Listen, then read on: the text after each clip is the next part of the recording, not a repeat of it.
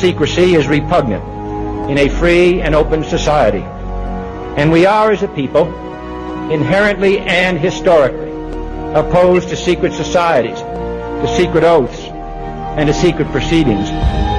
We decided long ago that the dangers of excessive and unwarranted concealment of pertinent facts far outweighed the dangers which are cited to justify it. Hello, this is Dane Wigington with GeoEngineering Watch Radio Global Alert News for December 12th, 2015. This broadcast is sent out on KQMS Saturday mornings, 6 a.m. throughout Northern California. My gratitude to KQMS for allowing this message to go out. And again, this show is commercial free because GeoEngineeringWatch.org pays for this airtime.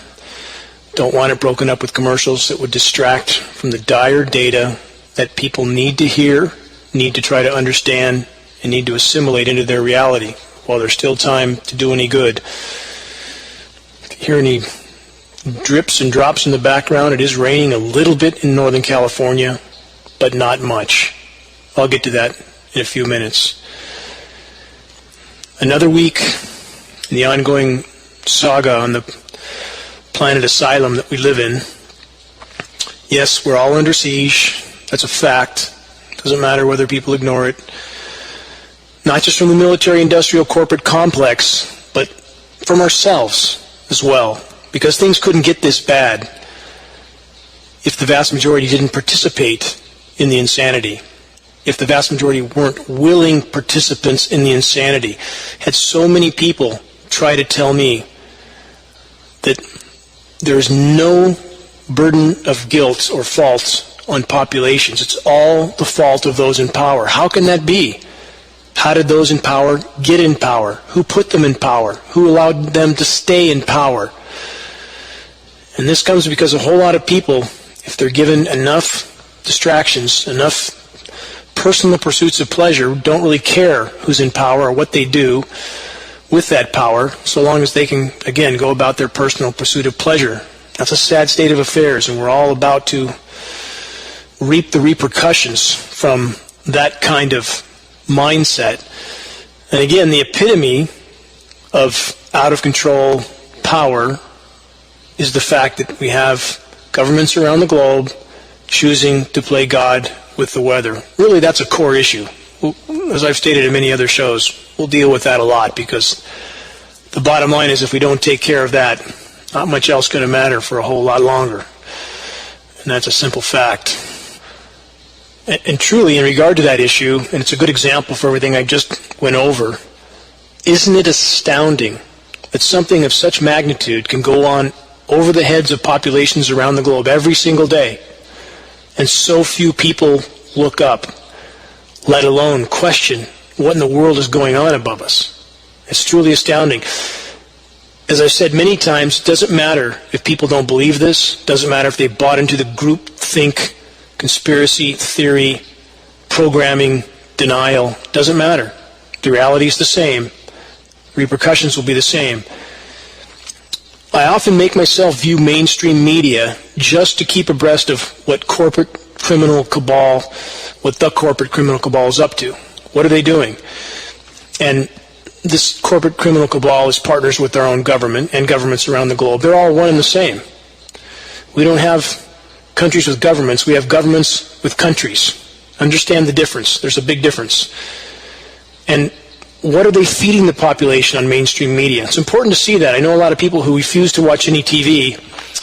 Well, I understand that to a degree, but then how do you know what your neighbor, relative, what they're thinking and what because of what they're viewing? How do you know that? How do you have some insight into what their conclusions are if you don't at least once in a while take a look at where they're getting their information? So when one considers the endless train of total idiocracy that's broadcast over the airways, it's hard not to wonder, for example, what some intelligent form of life would think if the human race was observed. Now, I'm not saying there is some other form of life watching us or that this is simply a preponderance that I've had that What would intelligent life think if they watched the human race's behavior from afar? For the sake of argument, for the sake of this conversation, let's consider this for a moment. The planet's life support systems are collapsing. The criminal cabal military-industrial complex is raping the planet in countless ways, and again, with global geoengineering at the top of that list, but certainly not the only cause. I mean, we've not been good stewards with our planet. Anybody who denies this is simply not facing reality. We're free-falling through the planet's sixth great mass extinction. Crops are failing. The oceans are dying.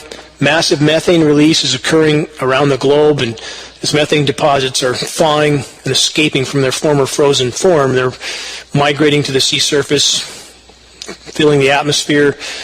Huge cataclysmic ramifications from that. So while all this is going on, and a lot more that I haven't even mentioned, how completely idiotic does mainstream media appear? Unfortunately, mainstream media is simply a reflection of the society they have so successfully programmed. And as I've stated before, the human race has already crashed through the guardrail of no return in regard to the planet's ability to support life. We're through the guardrail, and as we plummet through the air toward the canyon bottom, the occupants of this car, we'll call the human race, just a metaphor here, while we're through the guardrail, heading to the bottom of the canyon, the occupants of the car are arguing about what station to put the radio on. That's about the mentality we have right now. As everything is imploding around us, the mass distraction of the human race is mind-numbing, truly mind-numbing. No matter how bad things get, they find a way to deny reality and continue on with meaningless tasks. This has to change if we're to have any chance in turning direction. So what would all this look like, again, to some intelligent life form if they were watching the human race behave in the way we are, looking at mainstream media and the kind of stupidity that we see there, and all this distraction while our host, the planet, is virtually imploding? We would look like a species that is totally beyond hope or any form of help. Here's the hard facts. Again, our species is bent on its own destruction, apparently. Enough nuclear weapons to kill life on Earth 12,000 times over. One nuclear plant that may kill us all, and we're building 60 more. We have 400 on the planet right now. It doesn't look like there's a lot of sanity in this equation. And again, looking from the outside, I can't imagine that any intelligent life would think that our species was even worth saving. But what kind of world do we live in when what's left of Earth's former wildlife populations are increasingly imprisoned? As the natural environment implodes, it seems that zoos and other viewing areas are where we look at our wildlife as if it should be treated like some kind of a freak show. People are increasingly disconnected from the natural world and have, in general, lost all understanding that when nature dies, we die. How simple is that concept? We don't see it on the news because those in power don't want us to know just how bad it is.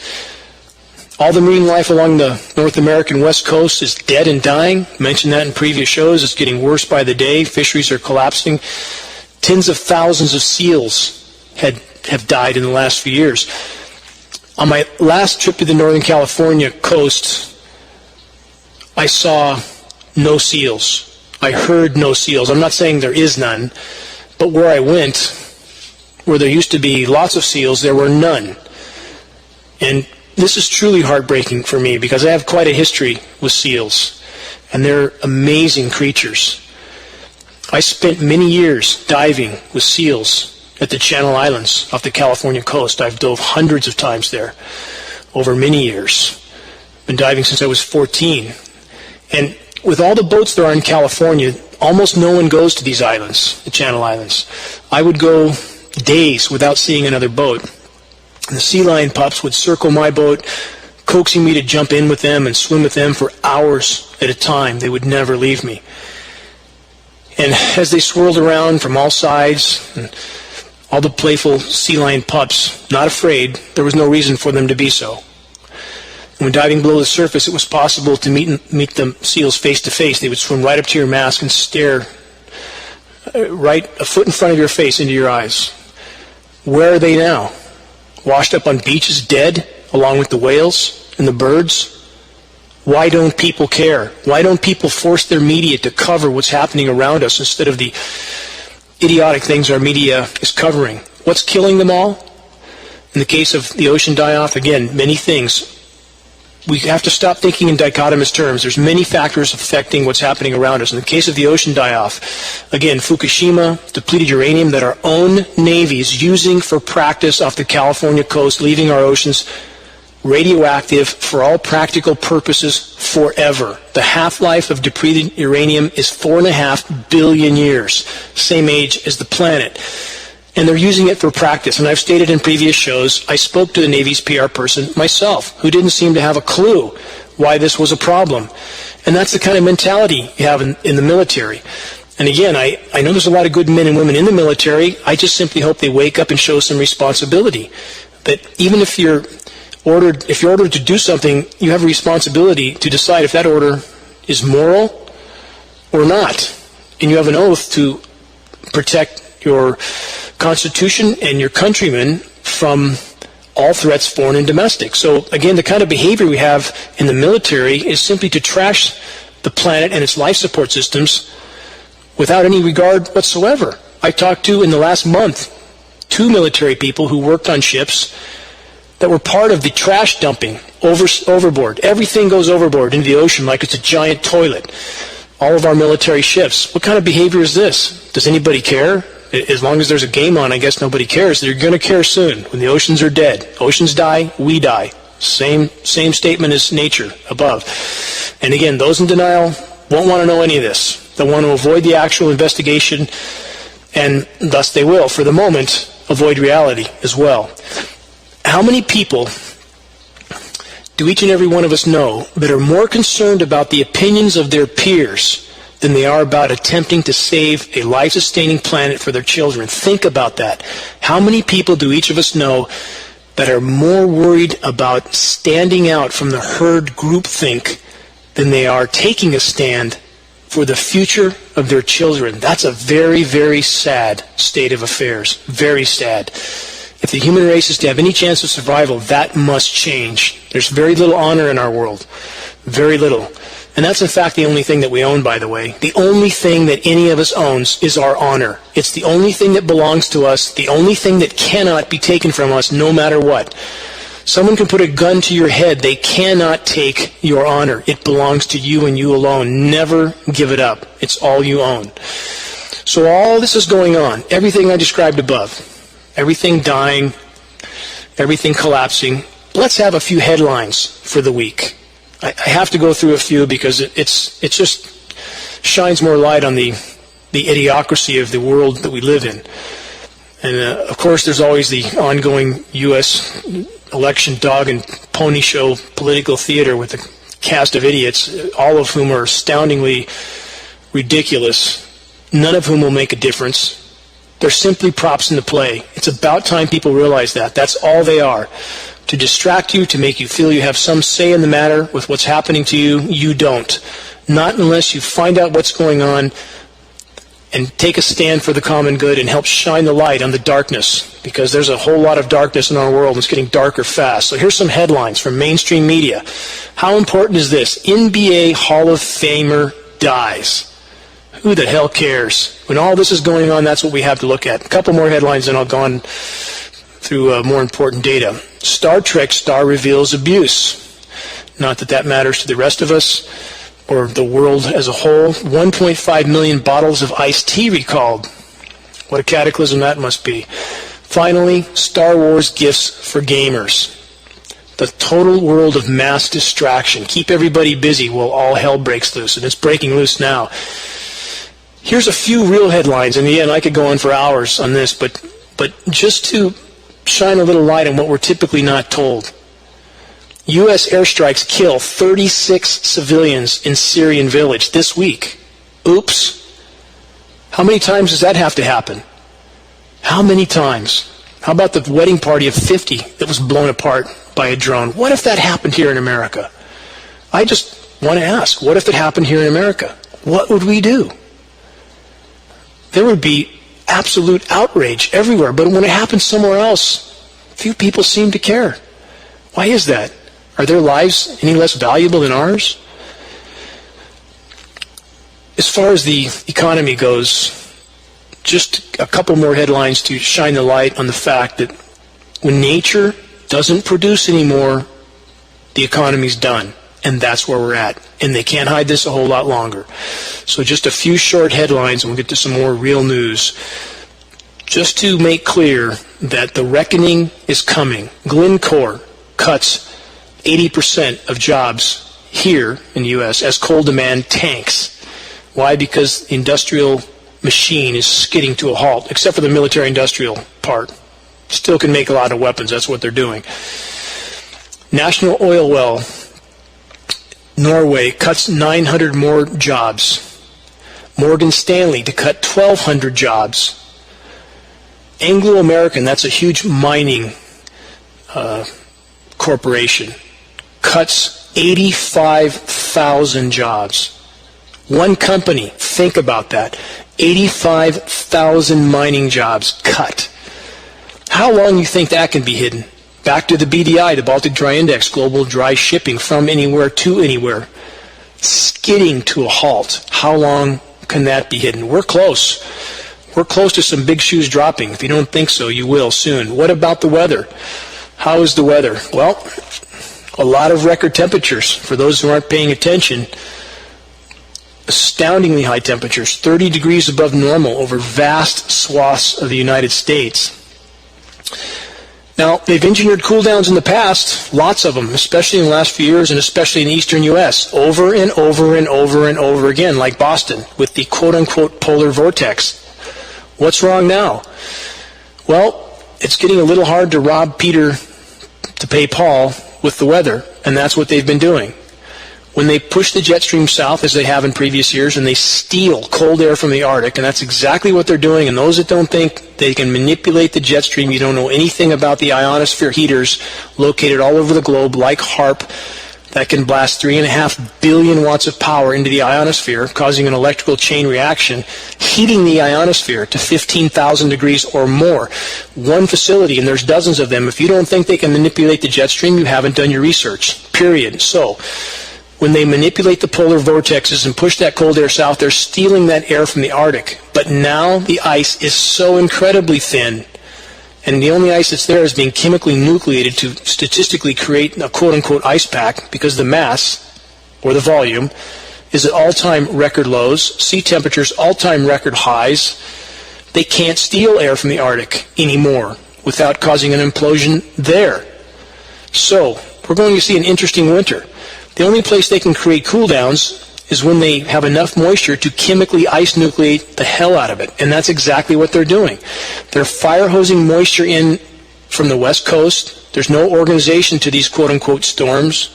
Very little anyway. It's just a big drifting mass of amorphous, featureless, chemically nucleated cloud cover. Lots of spraying going on. And again, I live in a very quiet location. As these quote-unquote storms are passing over Northern California, where I live, in the wilderness, completely off-grid, I can hear these jets. And there is a parade of jets whenever this moisture is moving over the top, and we're supposed to get significant amounts of rain. We never get as much, anywhere near as much, as we were slated to get or should have gotten. And we can see on the radar this moisture is migrating right over the top, but sometimes it shows loads of rain, and we're getting none on the ground. None. And what can you hear outside when this is going on? An endless parade of jets, one after another, flying low, aerosolizing the moisture. Scientific effects of this are well documented. These processes are patented. We absolutely know this is going on. We have congressional documents, film footage, everything I've stated earlier. So this is what's happening right now. They can shut our rain off or taper it down as long as they want in California. I've said this for years, again, to everybody who would listen, from the Lieutenant Governor of California on down. People locally here that should be more concerned about this issue in Northern California that seem to think if they ignore it long enough it will go away. It's not going to go away. We have the warmest ocean temperatures ever, the strongest El Nino ever. Why is it not pouring rain in California?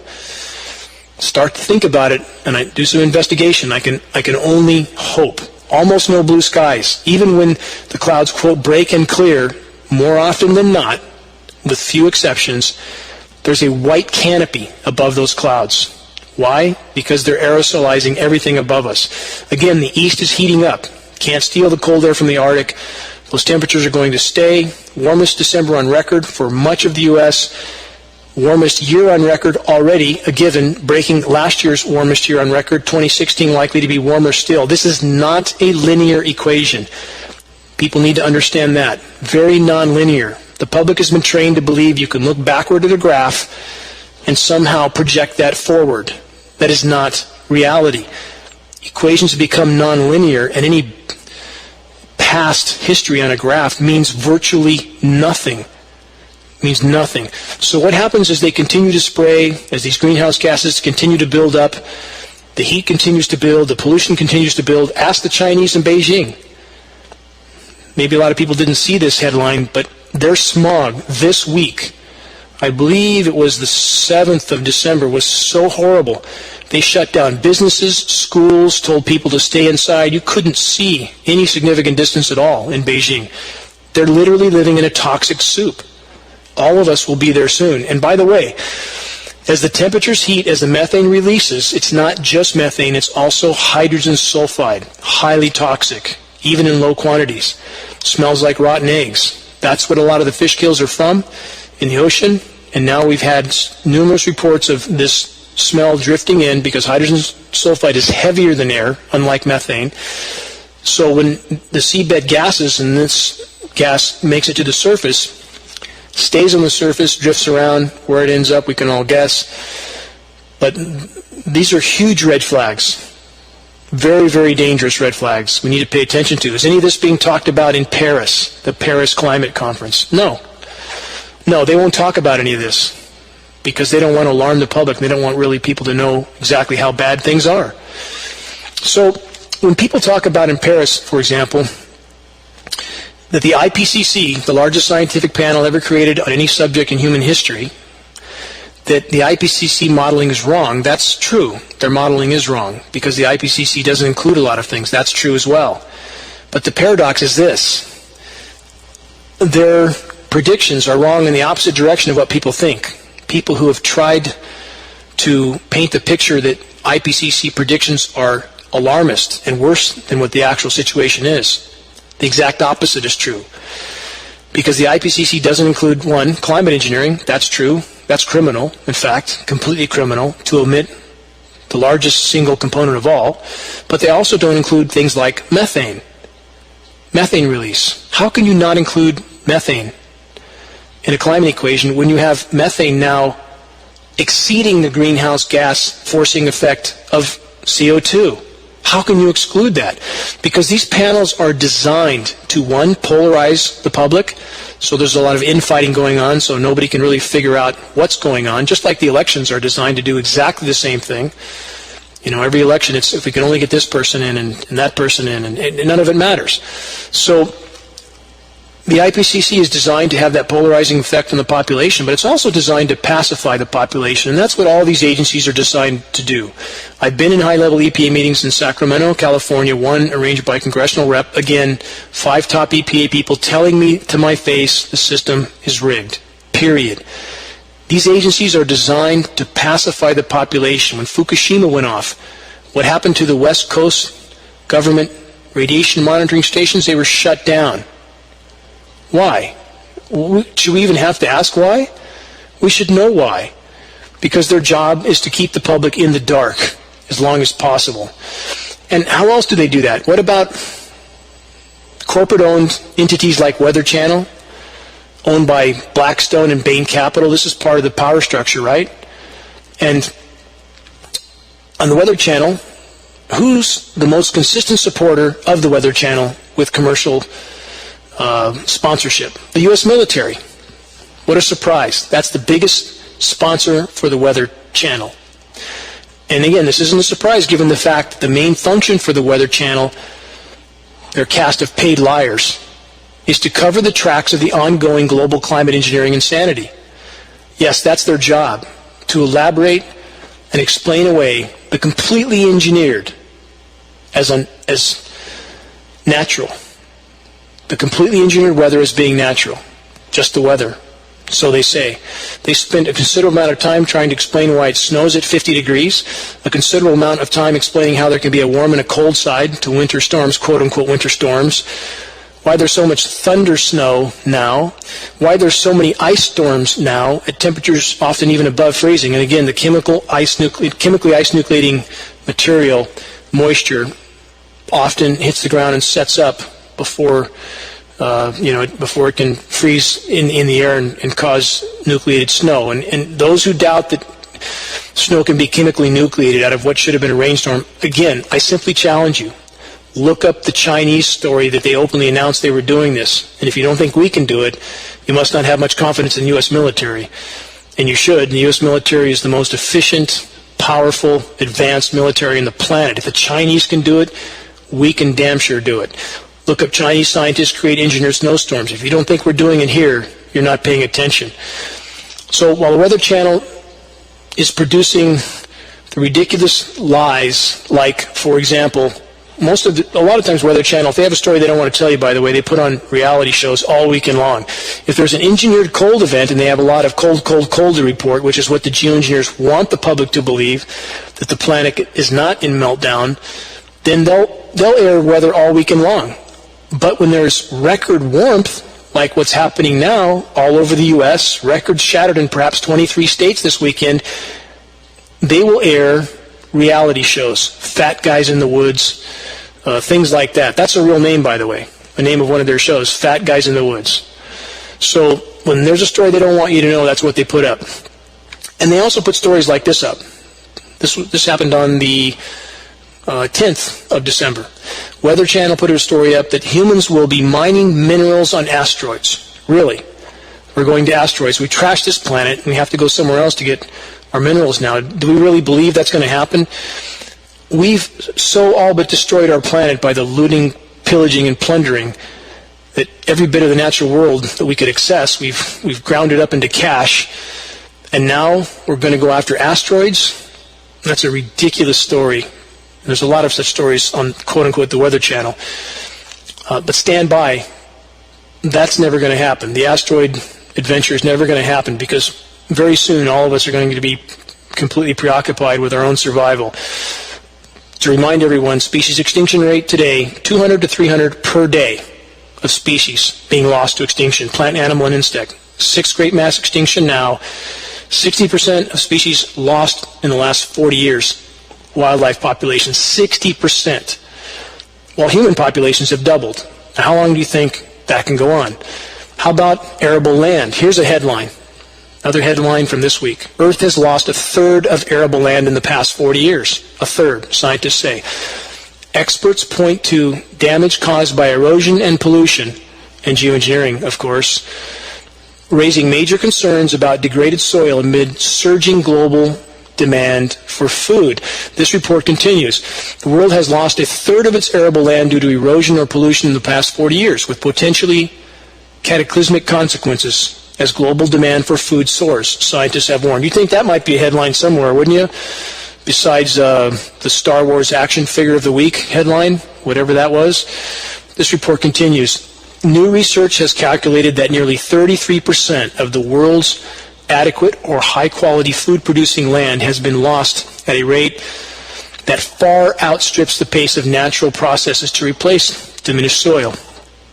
The University of Sheffield's Grantham Center for Sustainable Futures, which undertook the study by analyzing various pieces of research published over the past decade, said this: the loss was again catastrophic, and the trend close to being irretrievable. It is irretrievable. We're through the guardrail. See, that's what science never tells you. And same with weather events. They'll always tell you this is the worst it's been for 150 years. Well, do we really think certain things happened 150 years ago, and how the hell would they not document it or know? They always try to make it sound like certain disasters have happened before because that helps put people back to sleep. If they think it happened before, they tend to think, oh, good, I don't have to worry about this. Don't believe it. It's a lie. You should be worried. You will be soon if you're not now. This report finishes. The continual plowing of fields combined with heavy use of fertilizers has degraded soils across the world. The research found with erosion occurring at a pace of 100 times greater than the rate of soil formation. It takes around 500 years. Think about this. It takes around 500 years for just 2 centimeters of topsoil to be created amid unimpeded ecological changes. In other words, if we weren't here destroying everything, if everything was going just right, 500 years for 2 centimeters. Final paragraph of this report, quote from one of the researchers: if you think that the Dust Bowl of the 30s in North America was bad, you will realize we're moving toward something worse if we don't do something. Final statement: we are increasing the rate of loss and we are reducing soils to their bare mineral components. We are creating soils that aren't fit for anything except holding up a plant. The soils are silting up river systems, and if you look at the huge brown stain in the ocean where the Amazon deposits soil, you'll realize how much we are accelerating that process.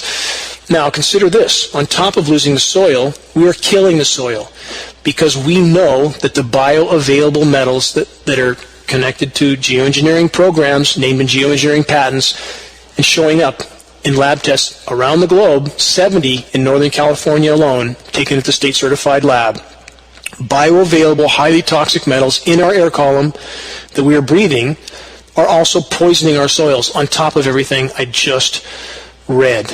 So, again, as the steep decline in soil viability is happening right when populations around the globe are expanding, exploding, this is a colliding course that we're on. The current trajectory cannot be sustained. The power structure knows this, and they are preparing for it. If you don't think they're preparing, you're not awake. They're preparing as fast as they can. So where does all this fit in?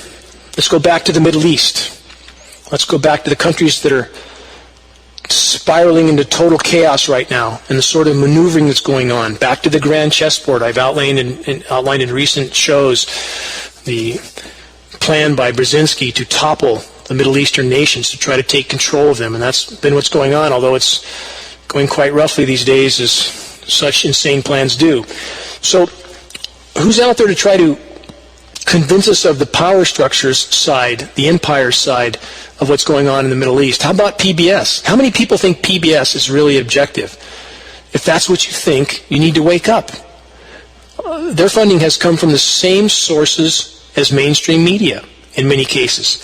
So here we have a headline, recent headline from December 5th. PBS joins the mainstream media's Syria-Russia bias. Short excerpt from this report. Mainstream U.S. media systematically excludes points of view on the world affairs that deviate from the official Washington groupthink. With no lessons learned from the Iraq WMD debacle, remember Saddam Hussein, supposedly connected to 9/11 but wasn't, supposedly had WMD but didn't? How short is our memory?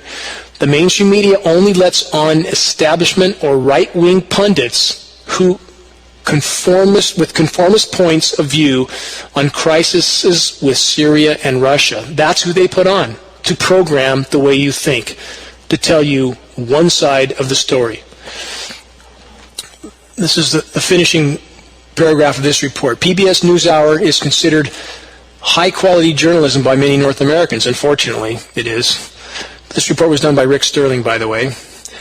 A test case is in their report on November 24th when a Russian jet was shot down, covered this some last week, and one pilot killed as he descended by parachute. This was a significant international event, and the situation is still dangerous. The conflict in Syria could get even worse. PBS NewsHour presented a quote, discussion and analysis of this event with 2 guests, Nicholas Burns and Angela Stint. The PBS NewsHour host was Judy Woodruff. The critique applies to the PBS NewsHour broadcast, but the essential points are true for much of what you see in the program and across mainstream news altogether. Assumptions and biases regarding the Syrian conflict are pervasive and persistent. So how can U.S. foreign policy change, or even show any nuance at all, if the public is continually fed biased and false information from one point of view? Here's some specific points. Nicholas Burns is a former U.S. ambassador to NATO. How objective could he possibly be on PBS? Think about it. In early 2003, he urged, quote, unity of NATO. And as some NATO allies expressed doubts about the U.S. invasion of Iraq, in 2006, he urged punishing sanctions on Iran. In 2011, Burns wrote, quote, President Obama was surely right to commit the United States, however reluctantly, to the NATO campaign to overthrow the Libyan president, Gaddafi. Burns has a track record of supporting Western aggression against other countries. He evidently has learned nothing from the resulting chaos, devastation, and death. Remember, these are not defensive wars. These are aggressive wars. It's not about democracy. It's not about freedom. It's about power and control.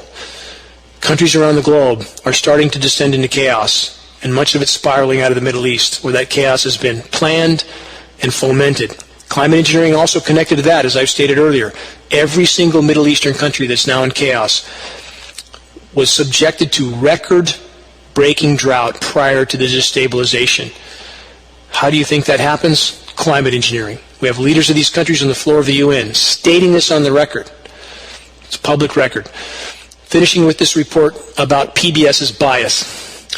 Angela Stint is associated with conservative think tanks and a former State Department and National Intelligence Office. This is their other, quote, objective observer and commentator, right? She's the author of the 2015 book, The Limits of Partnership, U.S.-Russian Relations in the 21st Century. The book explores what she considers 4 efforts by the U.S. to reset or restart new relations with Russia. Unfortunately, the bias of the author is apparent, and the inconvenient history is not mentioned in this book by this biased person, put on the air by PBS with the other biased person, Nicholas Burns, to tell the public what's happening. Really, how about let's interview the criminal and let him be his judge and jury for what he did? How about that? Would that make sense? Because that's more or less what PBS is doing.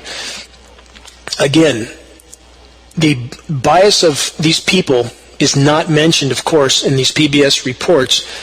And they completely whitewash, for example, the collusion of violent coups from Venezuela, Honduras, Ukraine, Libya. We could go on and on. It's important to remember in the last 50 years, the U.S. has invaded and or occupied some 50 countries. And again, I know there's a lot of great men and women in the U.S. military. I'm communicating with some of them. I'm communicating with an Air Force general, for one, and others. Very good people. And they're waking up to what they've been used for. And I hope others wake up as well, because we don't have much time.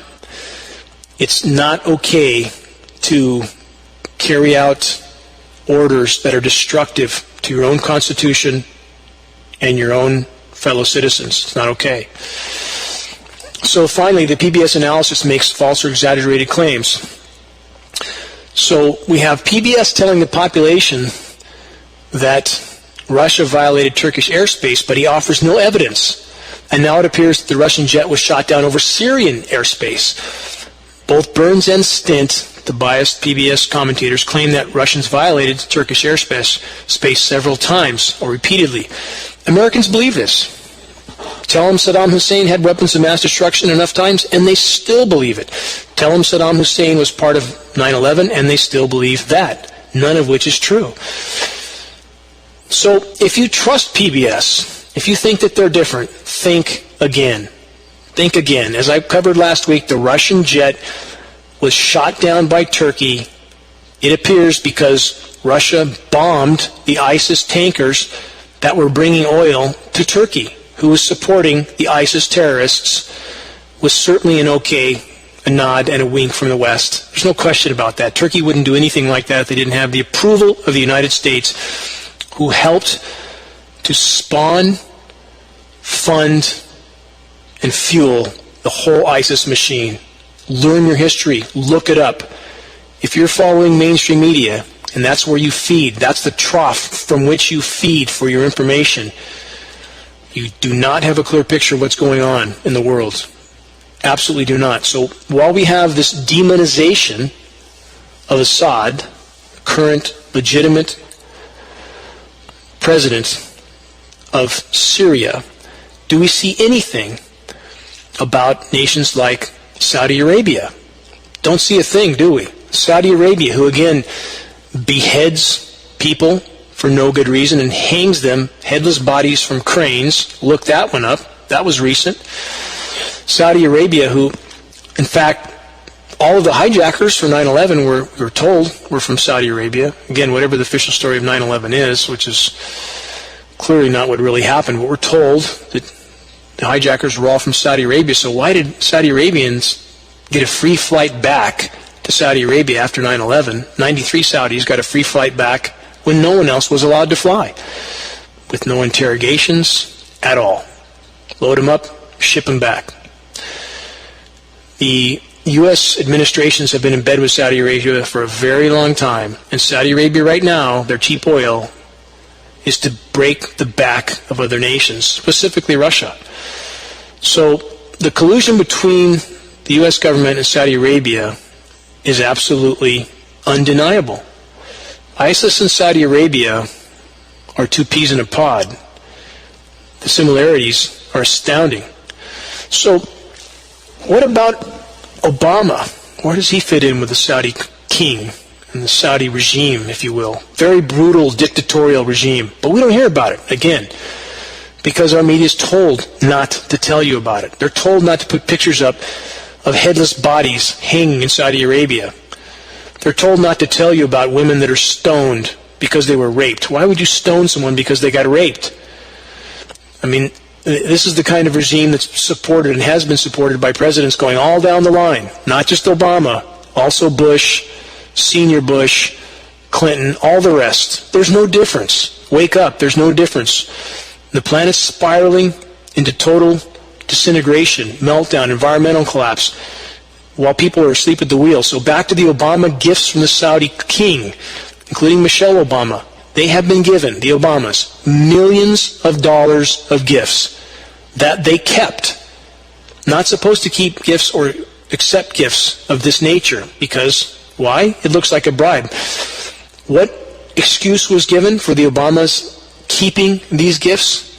They stated because it would be an insult to the Saudi king if they didn't keep what they were given. Millions of dollars worth of gifts. Gold, jewelry, very lavish gifts. So we're not really told that, are we? And part of what's going on right now, again, the Middle East conflicts, the fighting about resources, oils, so forth, everything's coming to a head. The fossil fuel fiesta, in the words of James Kunstler, it's coming to a head. The party is ending. Many don't realize it yet, but they will soon, as the environment no longer produces, as their respiratory systems clog up from the constant breathing of toxic particulates being sprayed on them by their own government. And this is astounding, too, that some people can jump up and down and rant about Fox News this, or Bill O'Reilly that, or Rush Limbaugh, or Glenn Beck, and all these people. And on any show, I don't care whether it's CNN, Anderson Cooper, it doesn't matter.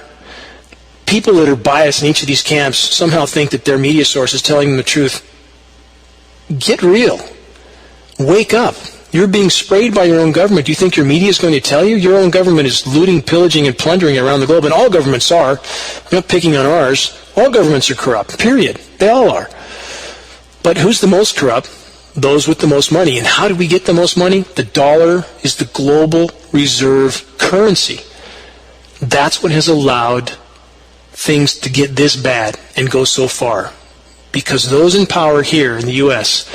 have been able to print whatever they need with no limit.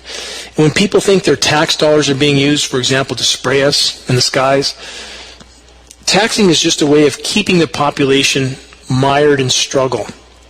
Because those, in this case, who print the money, the global reserve currency, the petrodollar, can print whatever they want, or at least they have been able to.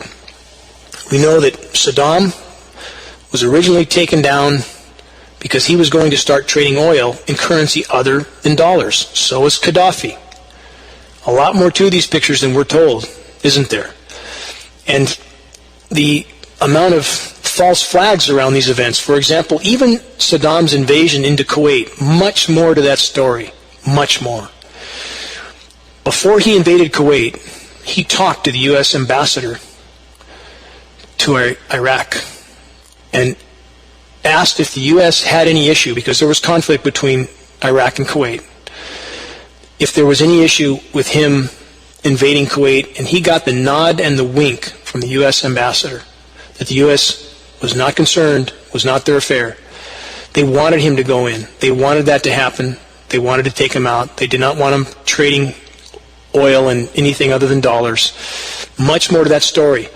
And also the highway of death coming out of Kuwait when 100 and something thousand people were slaughtered, and the American public ate it up. They thought it was fine that they slaughtered a lot of these Iraqis because of the whole baby incubator thing in Kuwait that we were told that by one of the Kuwaiti prince's daughters, that these babies were thrown out of incubators and so forth in Kuwait. Total lie.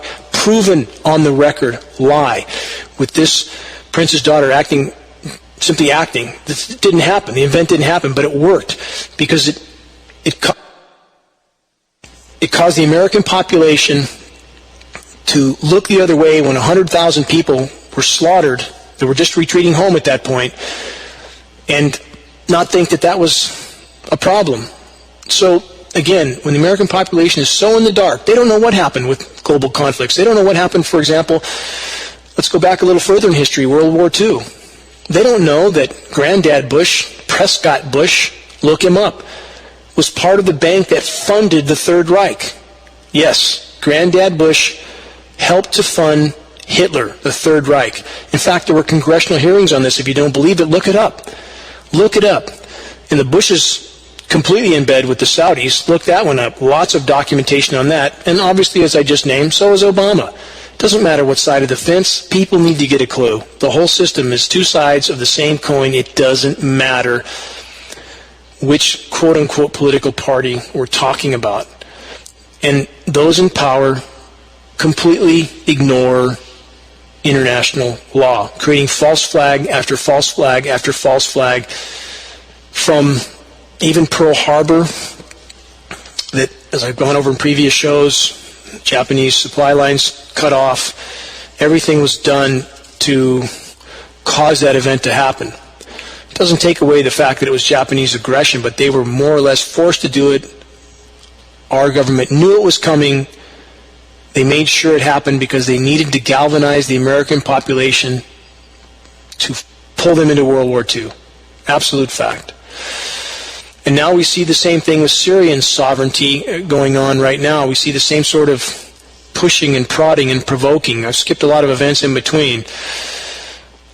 But how totally is Syrian sovereignty being violated by the United States and its allies? Completely violated. And Russia's not violating Syrian sovereignty because Russia was asked by the Syrian government to come in, the legitimate Syrian government. And I'm not saying Assad is a great guy, but I'm saying that's a legitimate government, and destabilizing that government does nothing but foment ISIS, which apparently is the goal of our government, who has really not tried to stop ISIS.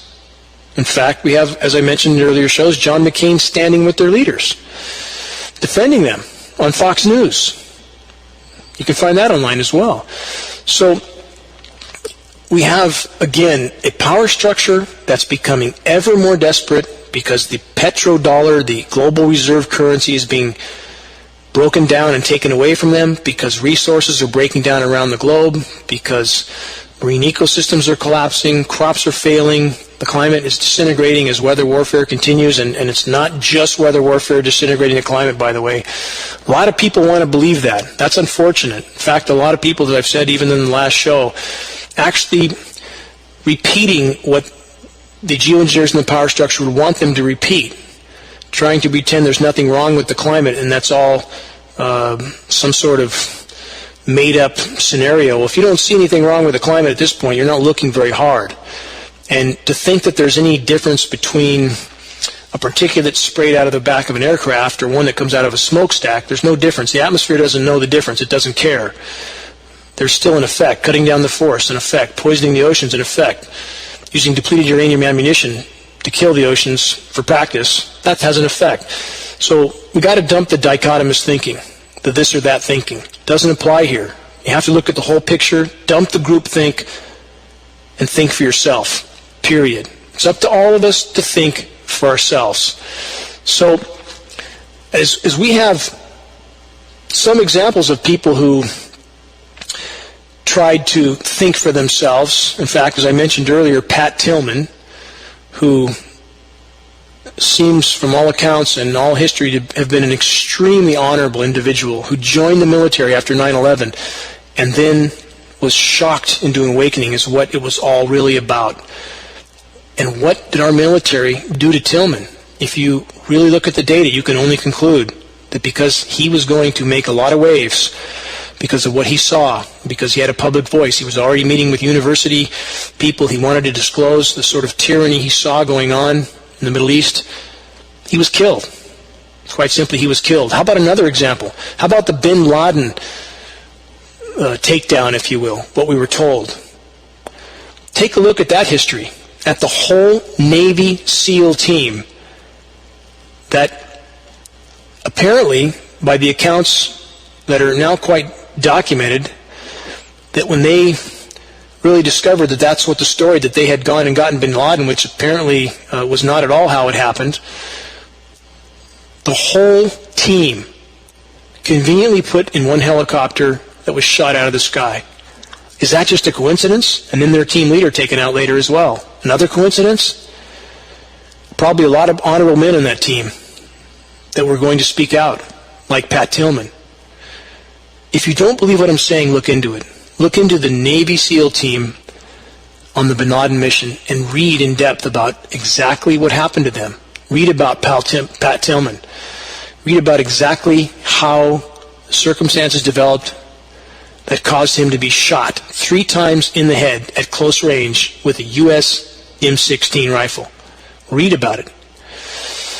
So, as we see how the military-industrial complex works, how it defends its insanity, back to what's happening in Paris, and as the walls close in, as the environment implodes, as we see the dog and pony show to try to make the public think our power structure is doing something about this when they're not, again, we're all dancing on the deck of the Titanic. Stock up while you can. Stock up while you can, because there's going to come a point, and that point's going to be a lot sooner than any of us would like to think, when you're not going to be able to, when there will probably be some rationing going on. You can't hoard resources. There's already some laws shaping up to prevent people from doing that. I'm not suggesting anybody hoard anything. I'm just simply saying, make sure your cupboard's not empty. Because when links start dropping out of the chain, and they're going too soon, there is no other possible outcome. When links start dropping out of the chain, our world is going to go upside down very, very quickly. It's going to come like a tornado in the night. And although many see that as horrible and horrific, quite simply, as the saying goes, sometimes it must get worse before it gets better. And I would argue this is one of those times, because people simply refuse to wake up. They refuse to face reality. They refuse to show some responsibility to their children, to their children's futures. They don't want to be bothered with facts or truth. They don't want to do their part for the common good. And I'm sorry to say that it appears we are going to have to hit the wall before people take on some responsibility. And perhaps at that point in time, we can yet make a difference. And in the meantime, for all of us that are already awake, it's imperative that we make every day count to sound the alarm credibly. Don't look at a headline and start running with it, not having a clue where the headline came from, whose statements the headlines were based on, who's paying those people. And again, nowhere is this more true than the climate situation. Nowhere more true. Nowhere are there more confused people than in regard to what's really happening with the climate and who's paying who to say what and to do what. Look behind the scenes. Know what you're talking about. And in regard to climate engineering, again, I state, you cannot have any legitimate discussion about the climate unless you include climate engineering first and foremost. So we have all of academia either threatened into silence or in total denial neither of which is okay. So it's up to us. We are the ones we've been waiting for. Make every day count. This is Dane Wigington with GeoEngineeringWatch.org. Until next week, thank you very much.